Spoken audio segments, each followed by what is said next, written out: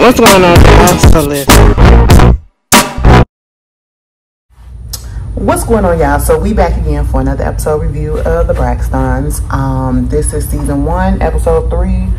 Is it family time or healing time? Girl, it'll be in the title. But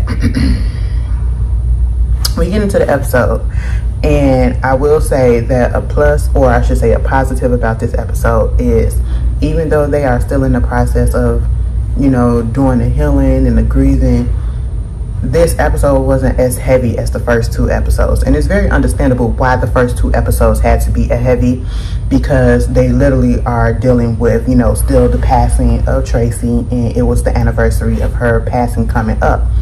But you know, last week's episode caused a lot of controversy, and I'll say this, y'all could bring up all of the this, the that, and the old clips and that or whatever, and at the end of the day, Tawanda don't fuck with Tamar, and that's just what it is. That's just what it is. And I don't feel like it's any jealousy. Maybe when we first started watching the show back when it was Braxton Family Values, you probably could have said it was a little bit of jealousy. But now, as things have played out and other things, it's definitely not jealousy. It's so crazy how when somebody says that they are in placing their boundaries with Tamar, it's a problem. But it's not a problem when she wants to place her boundaries. It's very hypocritical. It's very hypocritical, and people need to understand that they have been having problems with that girl for a long time, and she is not a victim. Tawanda is not a victim. No one in that family is a victim, okay? But it's a couple of them that like to play victim, and she's one of the ones, all right? And it comes to a point where people just get tired of trying with a person, okay? And you keep doing stuff over and over and over again because you want that attention. And yes, it does go back to the childhood stuff and the trauma that she has experienced or whatever, but she's not the only one in that family that has experienced trauma and has experienced, you know, childhood stuff, okay? But it's just the way that she goes about, you know, seeking validation, seeking attention and all of that stuff to deal with it. And it is not healthy, it's not right, and it's causing friction. And no, I'm not putting it all on Tamar, because it's not all on Tamar, it's on all of them, okay? Tawanda is no saint. Tawanda is not perfect, and she has her flaws with her too, okay? Because I can be 100% honest with you, there were certain times when I was looking at Braxton Family Values that I was just like, Tawanda, what the fuck? Like, girl, what is your problem? But as I got older and as I see some things, and as I, you know, it's boundaries, okay? And yes, we can just sum it up as she don't like her. She don't like her at this moment, and it's okay. You can. I feel like you can love a person, but you don't have to like them. And I feel like with Tawanda and Tamar, their relationship goes through valleys and mountains. You know, sometimes it's highs and lows. Sometimes it be up there and they're on the same page and they're good like this, and then there comes moments where it's like this, where we need to take some time away, and I just can't deal with you and your antics, either or either side, and not just picking out of one. Tamar probably can't deal with Tawanda's antics. Tawanda probably can't deal with Tamar antics, and that's just what it is. You know what I'm saying? And I just want people to understand, it doesn't matter at the end of the day who you feel is a villain or not, because I feel like neither one of them are villains. I feel like they just going through some things, all right? And if honestly, like I said in last week's episode review, the ones that we really should be going at is the parents, or I should say are the parents, okay? Because they set this in motion. This is the example that they set out as to how their kids shag, you know what I'm saying? And they're following their lead, especially Mama Evelyn. The fact that she still ain't over the fact that, you know, that man hurt her. And I get it. You can't tell somebody to get over something that truly affected them, and obviously it affected her to the point where she hasn't even been in a real relationship since that man broke up with her or since she divorced that man and he did all of what he did to her, and then and you know what, we can say that she's the villain, but I can understand where her anger is coming from, because it's like, you cheated on me all these times, and then the one person that I catch you cheating on me with, you wound up getting married to that person, and then you in a successful relationship, a successful marriage with that person. Like, you were able to move on so easily without hurt feelings or whatever. You got your happiness at the end, and I didn't. And I feel like that's where it's coming from with Mama Braxton. But at the same time, she needs to go to therapy to figure that out. She needs to go to therapy to figure that out, because I just feel like you don't need to be holding on to that all these years later. All these years later. Your daughters are damn near, one is almost 60. Other ones is 55, 54, 53, almost 50. You know, you need to let that go. Not let it go, but you need to get help with having to deal with it, because it shouldn't be you get to this point and every time you see that man, you still looking like you ready to take him out.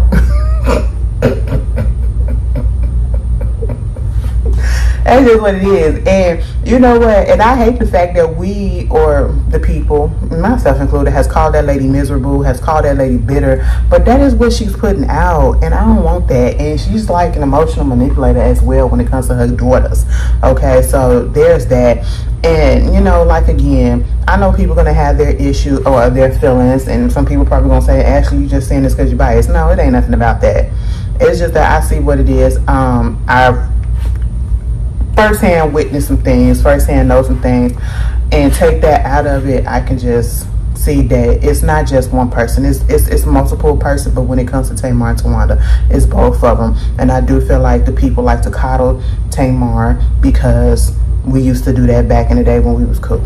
You know, there was a whole bunch of stuff that I honestly let slide when shit was not right, you know what I'm saying? So people like to coddle that lady and like to treat her like she's of glass, or she's fragile, or she's a victim and all this stuff, and she's not. She makes her own course, she makes her own path, and the things that happen to her, she does it to herself. And I'm talking about as of now, you know what I'm saying? Not talking about what happened in her childhood or whatever like that. And you know, because she's been through some things. And again, you know, she said she's in therapy. Maybe you need to fire the therapist and get a new one, because it ain't working. No shade. No shade. Because a healed person, or a person that's going through it and actually actively getting help for their issues, would not be doing the stuff that she's doing. Tawanda, you need to get into therapy as well. I don't give a damn, baby. You know, because the way that she was sitting there at that therapy session, or the grief session last week, and the way that she was saying how she hold the girl, yeah, you may have done some things, but I really do feel like you need to go to, all of them need to go to individual therapy. I do respect the fact and like the fact that Trina did continue on with grief therapy in this, or I should say grief counseling, in this episode, and she went to talk to Spirit. And I just, oh my God, I just feel so bad for her. Out of all of the sisters, I really feel bad for her. You know, the way that she's trying to deal with this by not dealing with it is not healthy. And I just don't want anything to happen to her, because she's not ready to, you know, put it out there. And I do feel like once she just put it all out there, she will begin to feel better, and her process of healing will actually start. But at this point, she's holding back and she's holding on to it, you know. And even Spirit was telling her, like, how can we help you if you don't put it out there so that we can touch it? You don't want us to touch it, but how can we touch it and you get over this if you don't put it out there? It takes time, you know, it takes time. The fact that she said that, you know, she closed her eyes, and when she closed her eyes, she sees Tracy being sick, and then other times she sees the life leaving her body. You know, I can't tell Trina how to feel, because I don't know what it's like to actually witness somebody that I love so dearly and so closely to literally leave me. Like their life force just leave their body like that. I wouldn't be able to deal with it. I told y'all that. And then, you know, to find out that she was dealing with the fact that a lot of this started happening before, like when her husband, well, when Gabe passed away, and the reaction that her current husband was having about the fact that she was trying to grieve him as if she not supposed to. And he had an issue at the beginning with the fact that she was grieving another man. I'm like, come on now. Come on now. This is, I don't know, would you call that fragile male ego or fragile toxic masculinity or whatever? Because at the end of the day, Trina chose you, Vaughn, okay? She chose you. You're supposed to be a supportive husband regardless of what it is. You know damn well she ain't had nothing going on with Gabe after that. After all of the mess that Gabe put her through, they put each other through, she was done with that. They became friends. And like she said, this man been a part of their lives for the past 16 years, been up in her kids' lives and everything. And they were able to mend their relationship and become friends. And that's it. And I applaud that, because I don't know if I could be friends with my ex. Like, fuck you, bitch. But now, after all of that shit, hell no, fuck you, bitch. But yeah, so that's growth, that's maturity. All right. And then, you know, I would have thought he would have been a little bit more sympathetic, because the man was dying, and the man did die, and your wife is grieving somebody that was in her life for so many years, and they did not end technically on a bad note. And I'm talking about like his last being on this earth was on a bad note. No, they fixed their relationship. So of course, yes, she's gonna feel some type of way, and it's your place as a husband, as a spouse, as a protector, as a partner, to be there for her and to let her grieve and not feel jealous, not feel some type of way or whatever, because, oh, you doing this over another man that's dead, another man that was in her life way longer and way before you. Okay. And yes, it's nothing sexual, it's no other feelings than that. That was her friend. Regardless, thrown through, that was her friend. And I just didn't understand why he couldn't understand that. But eventually she said, yeah, he finally got it and understood that, you know, it wasn't nothing more than that, and he the only man that she really wanted. Like, she really wanted him. I said, ain't this some shit? Niggas be playing. Let me ask y'all this. If, let's say you had a partner and you was in this type of situation, would you feel some type of way if your partner was grieving an ex or whatever that they were cool with, and there was absolutely nothing that you could see that was going on, and they were grieving the fact that they passed or whatever? How would you feel about that? Honestly, I can get feeling some type of way, but at the same time, if I know that they were friends, if I know that that relationship, that part of the relationship was over with, the feelings and all of that stuff, because I do feel like even if you hate a person, well, even if it ends on the bad terms, it's gonna take a minute before your feelings of not loving that person just goes away. And 9 out of 10, I really don't feel like it goes away. It just get pushed to the back because of the hurt. You know what I'm saying? So, because if you wasn't still like liking that person or had feelings for that person in the sense that you loved them or whatever, not being in love or whatever, it wouldn't hurt. It wouldn't hurt. If you hated that bitch, you wouldn't give a good goddamn, okay? And how would you go through that situation? Would you be understanding, or would you be like Vaughn was in the beginning? You know, tell me. Moving on from that. And then he was like, you ain't tell me what was going on at the therapy session. Girl, first of all, I ain't gonna tell you nothing because that's confidential. Okay, that's between me and my counselor. But you know, they talked about it, then bringing up the whole thing with Tony, and girl, Tony needs to go to counseling too. Okay, everybody, the theme of this is therapy. Okay, therapy, talking to somebody and getting it all out. It's 2024, we gotta stop holding that shit in, okay? And I'm talking to myself too, bitch. Because part of the reason why I was going through some of the stuff that I was going through, because I was holding in a whole bunch of stuff. Because we get in our head, a lot of us, and I'm one of them, get in our heads that we don't want to put our issues off on other people because they are also going through stuff, and we don't want them to burden them with our mess when they probably going through some stuff too, you know? And that's understandable. And that's being a little bit considerate, but at the same time, That's what your friends and your family are there for. That's what the people that's in your family or that's in your life that cares about you are there for. And if they don't want to be there to help you out, to listen to you, be that shoulder to cry on, be that shoulder to lean on, those not your real people. Those not your real people, okay? That's just how I feel about it. Tony, she's getting ready for her tour, or not the tour, the residency up in Las Vegas. I heard good things about it. Now, if y'all heard different or whatever, if you've been to it, I got a blood bruise on my fucking, where I get this blood bruise blister from? Did I pinch it? Damn, it's a bubble. I want to bust it, but I'm gonna leave it alone. I literally just saw this. But anyway, she's getting ready for her Vegas residency with Cedric the Entertainer, and she's talking to her manager and all of that stuff. And the whole thing is what her whole story has been for the past few years. She's just scared. She's just scared because, you know, it's probably bringing back flashbacks from when she was in Vegas the last time and she had to cancel it, and she ended up in all that debt or whatever because they put it on her, and they, not the tour insurance, but they put it on her because of her health issues, and they didn't take out insurance and all that stuff. So she was responsible, and she just don't want to have another health scare. And then after getting the news that she got about how far gone her health is, she's like, what if I get sick? And you know, when you are sick, you can't predict when something's going to happen. You know, having lupus or any of these autoimmune diseases or whatever, you don't know when things are going to flare up, and you don't know when stuff's going to happen. And then the fact that COVID is still out there, okay? People are, listen, 2 of my coworkers are out of the paint today, this past week because of it. I said, what? And y'all ain't gonna tell them. This shit was up here. I wonder why you came to work with that mask on. It's like, oh, okay, that was what's going on. Well, thanks for telling us. You know, that shit is still out there, okay? So she is understandable how she feels about it, and the anxiety and everything that she has around it, and then constantly thinking about it, that's just gonna make it worse. Trust and believe, because bitch, I'm an overthinker, and that's what I do all the time, okay?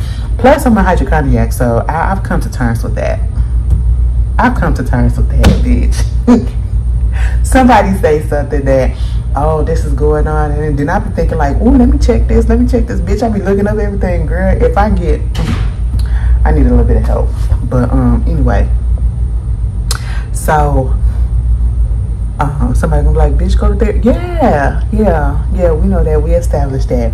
So she was up there doing the little rehearsal and all that stuff, and she did get on the phone with Tawanda, and you know, she was just talking about the fact that it was a lot what happened when they did the therapy, the grief counseling, and all the emotions and everything that came up, and she just didn't like the way that it felt, you know, all the stuff that was coming up. And then Tawanda was just saying, it's good that you put that out there, which it is. Then we get into Tamar and Mama Braxton got a cooking show or whatever coming out on Clio TV. Okay, that was cute or whatever. I ain't even gonna lie, the scene was cute, it was nice, you know, calm, cool, collected. See, this is the Tamar that I can deal with. This is the ones that I can deal with, you know. She said she got a book coming out too that she working on. Hey, you gotta do what you gotta do to get your money, okay? I ain't finna, you know, shit on nobody hustle, okay? Because listen, times are hard. And if you got an avenue to go to, go for it. Now let me just tell you this, bitch. Stop getting that white man. There it is. You might know why we keep on saying and bringing up his race or whatever, because he literally looked like a plantation owner. He literally looked like he probably owned a family. His family owned a family back in the day. That's just what it is. And that's what it gives me with that swoop ass bang. It gives me very much, yes, a boss. That's what it gives me, okay? I go out there and get that feeling. Go ahead and get that stuff, okay? Where is Jimbo? Baby, shut the fuck up, Kunte. That's what he want to say. He want to call somebody Kunte so bad. I don't know. It just gives me that feel. And I'm just like, girl, you mean to tell me you let that man fuck you and you don't think about that? Like, what are we doing? Are we race playing? Are we slave playing? Like, what is happening? You know, I think about things like that. I really do. That's why I'm like, girl, please, okay? And then the way he embarrassed the fuck out of you, and you up here still buying shit for this motherfucker. Nigga, you, bitch, you need the money. What is he giving you? Don't give him nothing else. First of all, He got that gaudy ass JR change. It's ugly as fuck, okay? And then you get him that other shit. Bitch, don't ever get him nothing else, okay? Don't get him nothing else. Stop it. Stop it. Save your money. Save your money. Give it to Logan. There you go. Moving on from that. That's cute. It was nice having Trina come up in there, and they was, you know, and you go back to the Braxton family values when they was in the kitchen doing the cooking and stuff. Those were some of the funniest episodes, okay, funniest scenes. So I did like that. Moving on from that, you get Tawanda. You know, she's dealing with little Kevin, who she called what? Scratchy, yeah. I was like, when you call him that? She was like, because he got a scratchy voice sometimes. Even her son said, since when you started calling him that? I said, yeah, bitch, when you started calling him that? She was like, because you know he had a scratchy voice and all that stuff. First of fucking all, when did Braxton and Brooke become 17 and 18 years old? What? In my mind, like when you see these reality star TV show kids or whatever, kids of these reality stars or whatever, baby, and we didn't see them since they was younger, and then they grow up or whatever, we just be still looking at, in my mind, I'm still like, you are still 10 years old, okay? In my mind, you are still like 10. I'll give you 13, okay? That's why I thought they was at 17 and 18 years old. God damn, Braxton about to go to college. God, what the fuck? Listen, we getting old. We are getting old, okay? But yeah, so they was having some issues with little Kevin. Kevin, you know, they couldn't get in contact with him at one point. She did get a phone call, Tawanda, from little Kevin when he was in jail, because they booked his ass, but they let him out on his own recognizance, right? And then Tawanda was telling us that basically it was for a warrant that he was supposed to have come to a court date, but he missed it, so that's why they put the warrant out. And it was some things dealing with his relationship, the divorce and all of that stuff. I said, girl, what the fuck is going on, Kevin?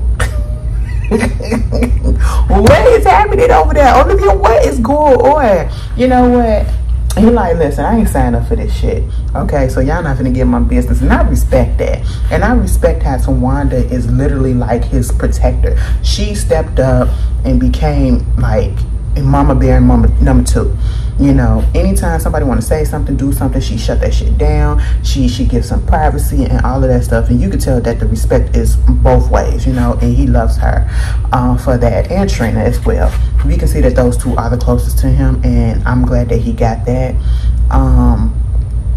You know, her and Trina getting ready to go down there over there to Maryland to see him, because people was trying to get in contact with him, and they couldn't get in contact with him for a few days. And she was like, he never goes more than 2 days without returning my phone call, right? So she was trying to do that, and then we find out, you know, he do get a phone. One of the producers was able to get in contact with him through their father. And basically he said when he got booked, they took his cell phone. They took his phone, and he said, I know I had my phone on me. Okay, so now he got to get another phone.